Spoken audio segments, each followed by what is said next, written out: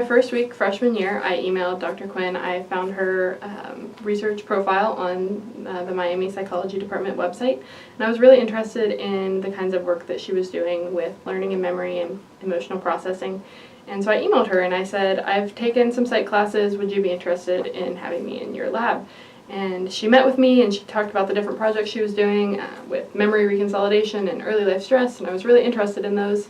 And so she told me that her lab was full, but she could squeeze me in, and I'm really grateful for that. We look at memory reconsolidation, which ultimately will hope to be clinically translated into PTSD research, and how can we develop drugs that will help like military members come back and who have PTSD. How can we help ease that those memories, those fear memories. So that's where that basic science research hopes to go in the clinical translation field.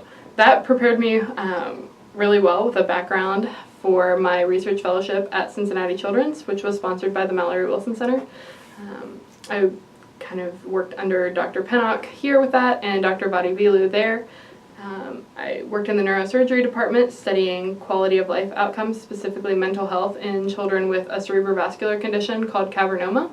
The age group is anywhere from newborns all the way up, but my study specifically focused on children 4 to 17. So cerebral cavernoma is the condition and it can affect anyone. It's a cerebrovascular anomaly in the brain where the vascular tissue develops kind of like a raspberry shape, and it can be anywhere from really small to a couple centimeters in size, and the walls of the tissue are thin, and so blood can leak out, causing hemorrhage, and the hemorrhage can damage other parts of the brain. So it's usually found incidentally when you're getting an MRI for something else or a CT scan for something else. Well, I work under a specific neurosurgeon, Dr. Vadivilu, but I would also go to the cerebrovascular research meetings and the cerebrovascular clinical huddles every week. So I got to see the clinical side of everything and the research side, which was kind of a requirement of the fellowship from Mallory-Wilson.